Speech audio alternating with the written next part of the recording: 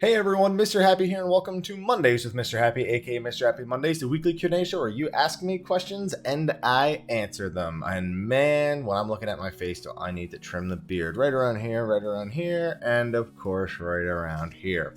But regardless of all of that, as of recording this, and when you guys see it, we will be on the eve of Eden Savage. And luckily I managed to find a static for it. One that was thrown together really last minute, but really looking forward to seeing how it actually pans out. And you know what? Getting to play with a cool group of people is, as much as the Party Finder can be a great experience, I'm really looking forward to tackling it with this new group of players who we ran some stuff together earlier, right before this recording. It went pretty well. It's a pretty sweet parses, which I already know there's a question or two about FF Logs updates somewhere in that comment section below that I'm looking forward to answering.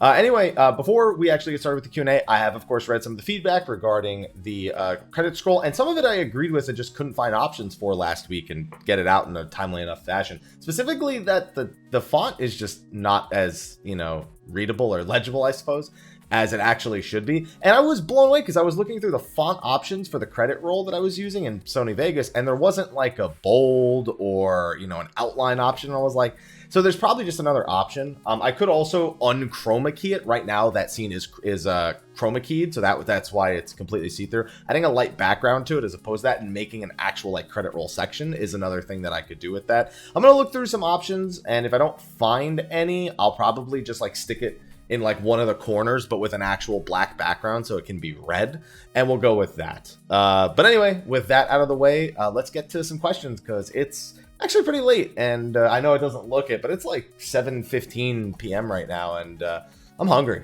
So let's get to some questions. All right, question number 1. Hello, Mrhappy. 2 questions, no problemo. 1, I've been on a mission to build up the raid scene on Crystal. Good. I work with a lot of players to teach them to get through mechanics. I give them raid food, potions, but it's often the case that players don't know their rotations to hit DPS requirements. What resources do you suggest I point them towards so they can say something other than Google it or YouTube it? The Discord titled The Balance is usually a really good, really good resource for that. On top of that, as long as you know how to navigate it using FF Logs, it's a pretty good idea. There's some new stuff that I'm sure I'll get a question about on here that could be very confusing for someone who's not very familiar with it, between percentiles, RDPS, PDPS. There's a lot of terms there that could definitely scare a newer player into thinking it's way more complicated than it is. So as long as you know how to properly navigate it, then I would highly advise also having them at least look at the 75 percentile on FF Logs, look at how those players are playing, and then look at what is the primary difference between a 75 percentile player and a 90 percentile player, and see what the change in trends are, what the actual differences are between them, and comparing those. So those are 2 things that you could definitely do to get the point across. But above all else, they have to care, and that's the number 1 thing I notice in regards to people who want to do content but have no personal desire to improve enough to at least be at the minimum required to do that content. You have to make sure the people that you're spending your time on are people who actually care, and if they're going to take any offense to suggestions about improving, then it's a lost cause right from the get-go. As for the second question, do you have any advice in general about helping teaching players to engage in Extreme Savage raiding? Again, it kind of just comes down to care. Some people think that it's out of their reach and that they don't think very highly of themselves. So for some people, they're really overthinking it or stopping it. And a lot of the times you'll see that with people like, hey, I really want to play tank, but I can't help but feel like everyone's going to tell me I'm bad and it's the worst, and I'm the worst thing they've ever, played with. And I'm like, you're overthinking it. If you get in, you may maybe take a few lumps. You may run into someone who's not a fan of you once in a while, but you just got to keep going. Can't let the potential of what could go wrong stop you from potentially enjoying something that could be potentially very right. So that's the big thing for trying to encourage players. But they also, again, just kind of have to care. Question number 2. Hey, Mrhappy, how you doing? I'm doing all right. You doing all right? I'm doing all right. Question for Mrhappy Monday. As a closet Final Fantasy VIII fanboy, it's not closet anymore. You just told everybody. I'm absolutely giddy when I heard Force Your Way in turn 1. I hope you were too. I literally said before we went in, if Force Your Way isn't in here, I'll consider this raid tier a failure. And so it was the first thing, and they were like, I feel like they heard me. I'm saying that In saying that, do you think that we will get any more throwbacks to Final Fantasy VIII? I'm kind of hoping for an Ultimecia Castle type theme, either Ultimecia or the final Guardian Force being the last ultimate boss for Eden. Have you heard anything about future plans for Eden? No, we don't know anything about what's going to happen with Eden going forward. The second boss in particular, Voidwalker, is one that raises a lot of flags in terms of Final Fantasy VIII references. A lot of the things about that fight, between the time mechanics, between what looks to be junctioning to the Void Scent, like the Voidwalker actually was, versus somebody being defeated and then all of a sudden collapsing and not being able to recall what's going on.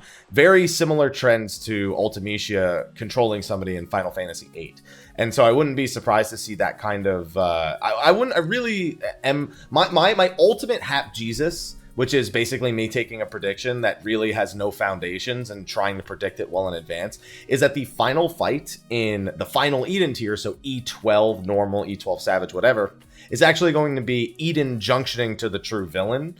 And we will get another, I feel like we'll get another Eden Prime, like a dark Eden Prime in a sense, going all the way into the final raid tier. There's nothing to indicate that, but with the beats that Final Fantasy VIII has had, plus everyone, of course, thinking back to Griever and Ultimecia and Final Fantasy VIII, I feel like there's a lot of room for that to potentially take place, for us to kind of succeed, but for Eden to be lost to us in a sense. Hashtag Mr. Happy Mondays. Hi, Haps. Hello from Hong Kong. Hello from California. Not as exciting. I think the story and presentation of Shadowbringers are among the best the Final Fantasies have, even minus all the online stuff and treating it as a single-player game. In my view, it is the best Final Fantasy after 6, perhaps 10 is on par. Question, how would you rank Shadowbringers among the Final Fantasies, assuming you are new to Final Fantasy XIV and skip straight to it and play it only as a single-player game? So, unfortunately, you're asking me to give a context that I kind of can't have, because I don't know what it's like to play Final Fantasy XIV, skip everything and go right to Shadowbringers. I do feel there's actually a lot lost from that. While A Realm Reborn gets a pretty big flack, and I do agree that it does deserve a good portion of it, there is a lot of world building done there that I feel is mostly integral to understanding a lot of the later events. This happens a little bit more in Heavensward as well, especially in regards to Shadowbringers with 3.1 and 3.4, and kind of teaching us kind of the baselines of what's leading to this event in the first place, why it becomes a problem in the first place, and then the actual expansion expanding on that quite a bit. So, just playing Shadowbringers with no other context for me is a really hard thing to judge. I think if you have the context, though, it definitely stands up there as a personal favorite. I still can't really, I don't really feel ever comfortable judging the single players versus the multiplayers, because I basically have to segment my experience when it's been one continuous experience all the way up to this point, and is an ongoing experience that could change later. Shadowbringers technically ends in 5.3. That's when they technically end the expansion. You basically have like an initial patch, and then you have like a soft conclusion mid-expansion, like the Dragonsong War arc. Technically, like Heavensward, the Thornton arc is resolved, but the primary conflict is the Dragonsong War. The Dragonsong War doesn't really end until 3.3. So things like that are pretty important. So right now I feel like while we've dealt with the immediate concern of the Light Wardens, that there's concern for the actual Hydaelyn and Zodiac arc and where that's going to go. So it's hard for me to segment those things and really provide it. But I will say that at the very least, Shadowbringers' story was my favorite amongst the expansions we've had thus far. And comparing it to any other ones, I've definitely liked it better than some of my lesser favorite Final Fantasies. Obviously, some of the older ones like 1, 2, and 3, which are very basic stories, very cookie-cutter stories, it obviously has to rank above those. But getting into anything more specific, it's just rough for me. And there it is. Went to scroll past it and found it right away. Hashtag Mr. Happy Mondays. I was curious. Hello to you too, by the way. I was curious to hear your thoughts on the update on FF Logs now showing our DPS contribution instead of selfish DPS, or PDPS as it's called. Do you think this will incentivize a more group-focused gameplay, and in the future, could this become a more clear way to compare job balances and unbalances? Well, I'll say to the second half of your question, yes, it definitely gives people a better idea of the overall job functionality. So much so that people are looking at Dancer now and being like, oh, so Dancy Boy can get pretty intense when it comes to some of these higher tier percentile logs. I think it's fantastic. In fact, before they said they were doing this, when I heard they were going to be changing the display to true DPS, I was like, but they should really do a column for personal and a column for our DPS. And that's what they ended up doing. Okay, so for people who don't use FF Logs, it's a website where people upload parses with the program ACT, so they can compare their performance versus other players' performances in a variety of encounters. It's been around for years, and it's an integral part to endgame rating in Final Fantasy XIV and the community around it. It has been misused, and it is often frequently misrepresented, but that's kind of what the topic of this is. So PDPS is short for personal DPS, which is a new column they added. This is basically what your DPS actually is in the encounter after overkill is subtracted. So overkill is when you deal damage to an enemy, but it's more than their maximum health. So it's basically DPS that serves no purpose, so it's subtracted from your total DPS. You may see this especially being subtracted from the last hit in the boss, or if there's a ton of ads that you AoE'd, but they had like 1% health left, but you hit them with something really hard, then obviously you'd see a major subtraction in things like overkill. But it's just meant to give you a more accurate personal DPS number. R DPS is what is being referred to as raid DPS or true DPS, depending on who you ask. The R, no doubt, definitely stands for raid. But basically what it does is it takes your personal DPS and then adds an approximated amount of how much raid DPS you contributed to the group. So for example, I had a parse where my dancer did about 9,500 on Titania. That was what my personal DPS was. Then for our DPS, what it does is it adds the amount or the approximate amount of raid DPS that was obtained from my dance partner, my standard finish, my technical finish, the buffs that came from those, devilment, the buff that came from those, and it adds that to my personal DPS and then presents that. Now, on top of that, it then subtracts buffs that I got from other people. So if I got like a Brotherhood or an Eye or a Litany, it then subtracts the number of the amount of raid DPS I got from somebody else to reveal a true DPS number. There's rankings for both the personal DPS and for the R DPS category, so you can get an idea of, you know, where you stand on your personal performance and how much of your performance was actually, you know, padded or provided by your raid team. Jobs like Samurai and Black Mage, the number for R DPS is almost always lower because they don't provide any DPS tools to the rest of the party, where so their personal DPS usually way higher and their R DPS usually takes a fairly significant hit. But it's added a lot more clarity, and it makes FF Logs a little bit more interesting to actually look through. You can see things and understand based on comp how somebody got to a specific number. And even though it's an approximation, there are still some flaws with it. You know, you can still technically pad on FF Logs. It adds a much more consistent experience to the website that might bring in a lot more players to be interested in it, and because it's not as much of a simple, just massive padding dick holding contest like a lot of people have used it for in the past. And that makes it a much more valuable tool for people to look at it, understand it, and it's why it was a recommendation in my earlier question that I answered. I'm a big fan of this change, and I think there's a lot of credit that goes to the FF Logs team, the guy who runs it, and the individuals. I'm not actually sure how many people work on FF Logs for getting a tool like this working, even if it's not 100% accurate. Listen, it's a tool I'd much rather have in its current form now than without the updates that have actually been made to it. All right, next question. Hashtag Mr. Happy Mondays. Hey, Mr. Happy. Hello. I'm a fairly casual player. I've been playing since Heavensward dropped, but was always too anxious to even head in the trials. I have a feeling this is going to tie into the answer that I gave before for the other question. Recently, I got a group of friends together to give Titania and Innocence a try, and we cleared both of them fairly easily, and now I can clear them consistently in Party Finder. Good. I want to get in the Savage, but I'm not quite sure if I'm good enough for that, as I will have to pug it. I play on PS4 and have to rely on random people uploading parsers with me in them, so I'm not sure how indicative of my abilities this is, but at the time of writing this, my best parse in E2 was 71%, and I get between 8.5 to 9k on dummies, depending on my luck with procs. Sounds like Dancer to me. Is it good enough for Savage, or should I say far away? So I'd say being around 75 percentile is actually a fairly steady goal to be aiming for when it comes to raids. But I'd say, honestly, you're still overthinking this. You said oh, well, I guess technically, yeah, I guess kind of the way. So here's the thing. You're thinking about what your performance is now without thinking about how much you may or may not improve over the course of actually doing an encounter. You're looking at your E2 at 71% and thinking, oh, that's not 80, that's not 90. Am I good enough for Savage with that? And of course, a 71% can be improved, you know, and that's kind of the whole point. The fact that you care this much about it shows you kind of already have the right mentality, because the number one thing for someone who wants to get into the raid scene is there has to be an innate desire to play well enough to beat it. Now, if you're not good enough at the time, what do? You practice and improve. And being conscious of that can be an advantage. Where you may lose yourself is where you say, I'm not sure if I'm good enough. Because you're already doubting yourself before you actually even go into the content. And that's going to play in your mind. What ends up happening is every pull, any AoE you get hit by, any time an enrage is hit, you blame yourself. And you know what? I'm someone who does that. I'm someone who definitely looks at my own faults, but I don't then think to myself, I'm not good enough to do this. I think, what do I need to do differently next time?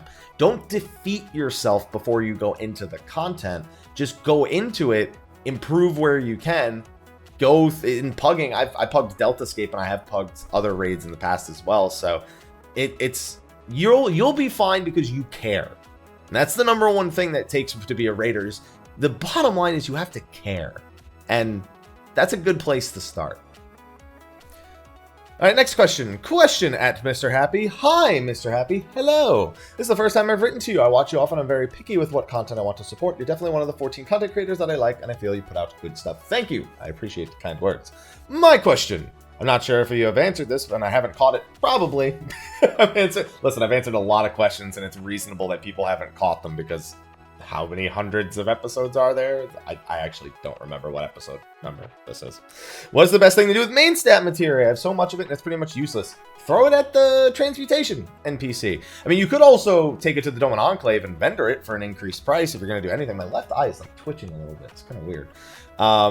But if you have grade 6 main stat materia, throw that at the transmutation NPC. You might get some grade 7s out of it. And yeah, grade 7s aren't worth a whole lot, but it's more purpose than they're serving now. That's what I did with all my grade 6s and crack clusters and whatnot. You know, turn them up to 7s and then hope for the best. That's really all you can do with them. I think you could also use them for the old anima weapon step if you still wanted to build one of those, but I think I'd rather have them just be grade 7 materias personally.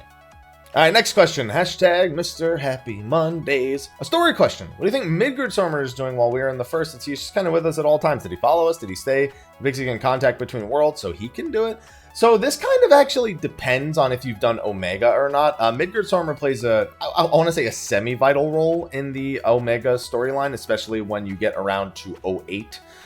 In which case he pretty much expends all of his ether to protect us and then goes into a slumber. So we don't actually know where, you know, if he's still with us in some essence, you know, so he did bind himself to us. So it's reasonable to say that the Midgardsormr we kind of have that we can bring out as a minion is kind of just like kind of just acting autonomously and not actually presenting any sort of knowledge or sentience like it's kind of displayed in the past. As for if you haven't done Omega, one would just assume that he came with us and he has no opinion on the matter. He really only rears his head when he really wants to say something. That's why a lot of people were surprised when we went to do Omega and he was suddenly like, oh, what's going on, guys? So he's probably with you if you canonically, if you haven't done Omega, but if you have, he's probably with you, but in a sleeping state. All right, next question. Hey, Mr. Happy. Hi. How are you? He said hey twice. I wasn't ready for that.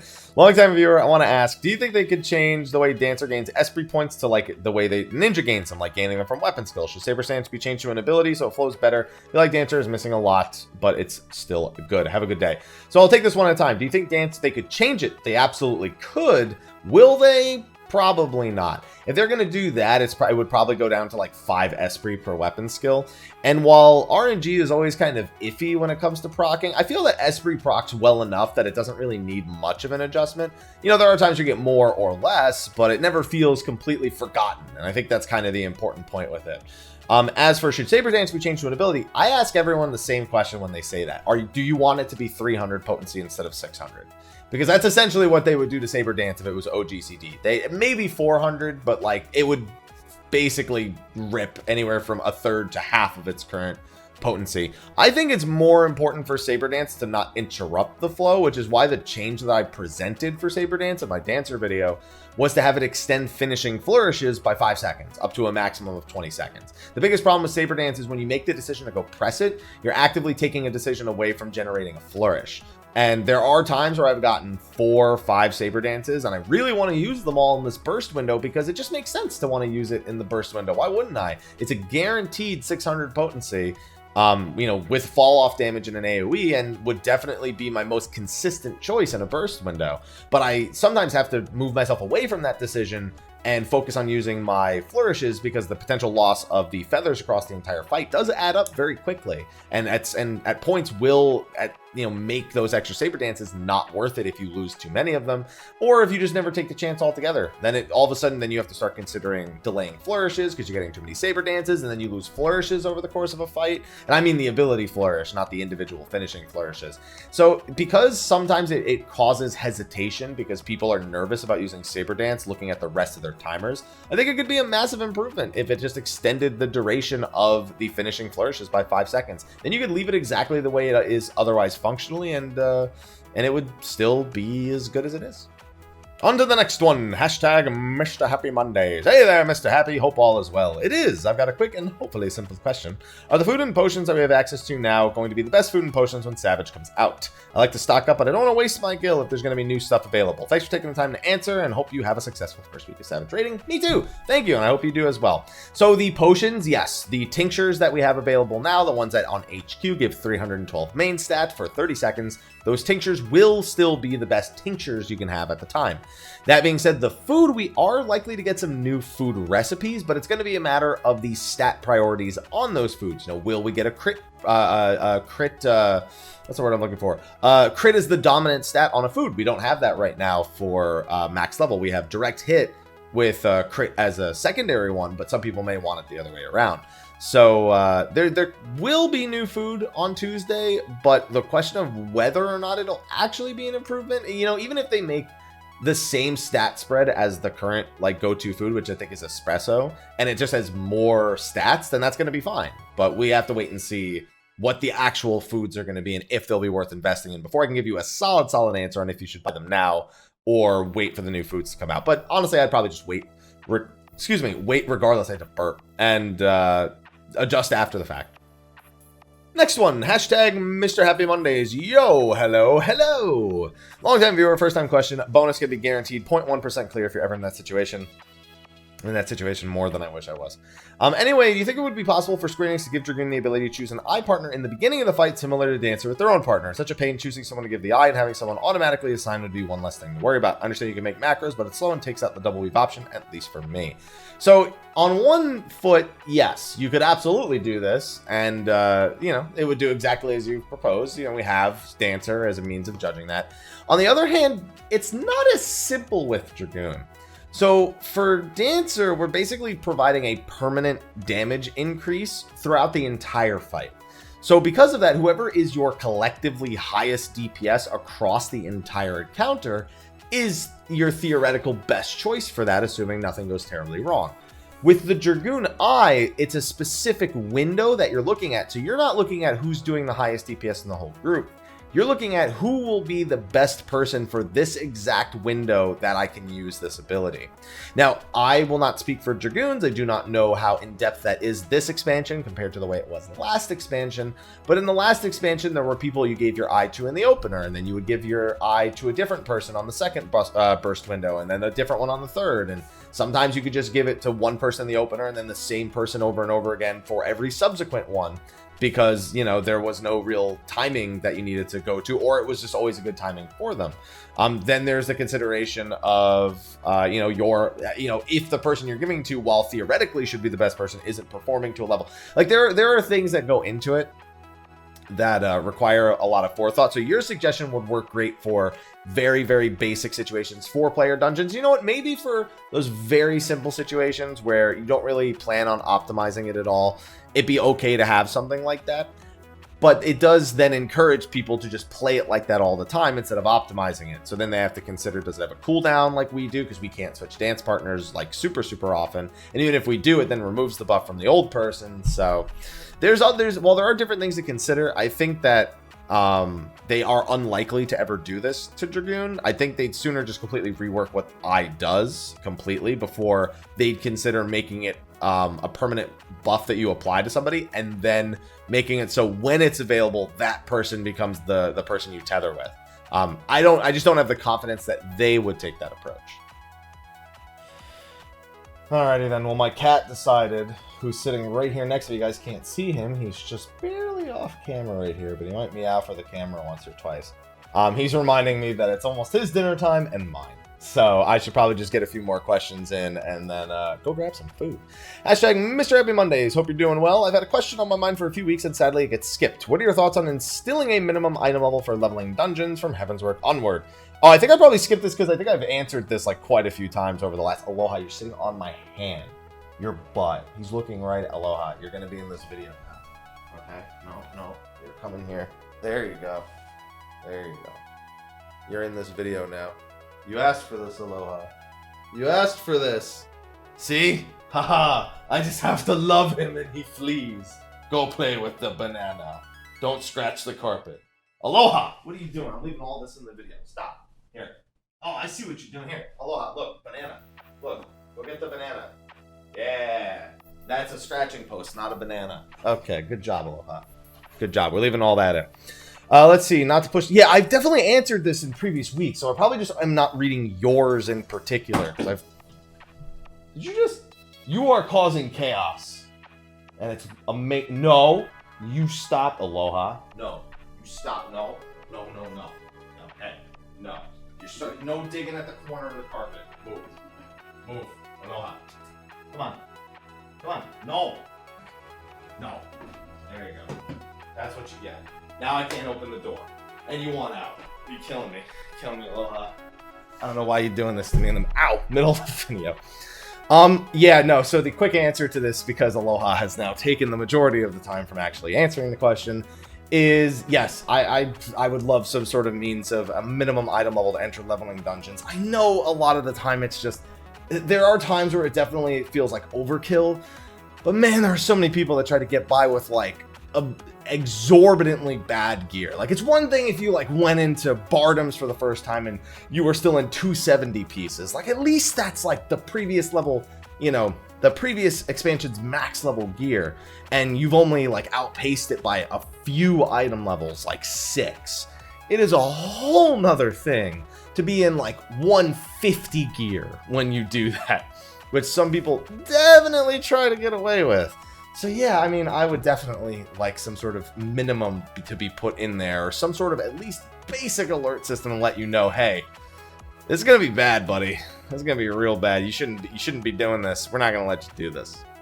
Wow, so after that last question, I mean, almost every remaining comment that I read was either something I don't have a specialty in or like a great answer for, or comments about the credit roll, or comments from last week's Q&A. Like, there was one in there about what I think about Yorha, and I've answered that a lot, and I don't really have any thoughts on it because I'm not really a big fan. And then there was another one where it was like about the standing poses, but it's just not something that matters to me, so I don't really have an opinion on the matter. So yeah, a lot of the remaining questions I unfortunately just didn't have a good means of answering, if that makes sense. So I guess that was the last question for this episode of Mondays with Mr. Happy. If you have a question, be sure to throw it in the comment section of the video below. I'm gonna go eat, and then I'm gonna go take a look to see what I can do for that sponsor roll. I saw a few other suggestions and ideas in there. One just sticking it at the end, but I personally want to stick it in a place where the people who are supporting are more immediately, I guess, prevalent, I suppose. That's a personal wish for me. As for the actual font background, I mean, some people suggested making a box. Some people suggested putting it at the top with like a background, or at the bottom of the background. I'm going to take a look at what my options are. A classic Final Fantasy style menu suggestion was in there.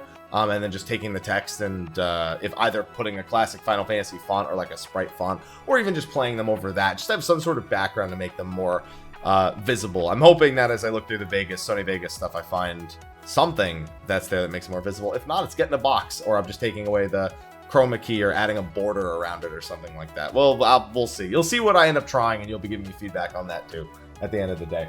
So anyway, with that, I am going to go eat and go check what my options are for the credit roll. And thanks everyone for asking your questions this week. Be on the lookout. I will be posting straight up just normal boss kill videos this week. So if you're someone who doesn't really want to see the Eden Savage encounters or mechanics, or the whatever might happen, like if there's any like transformations or anything, keep that in mind when you click those. I'm not responsible for that, and I'll try to keep that basic stuff out of the thumbnail.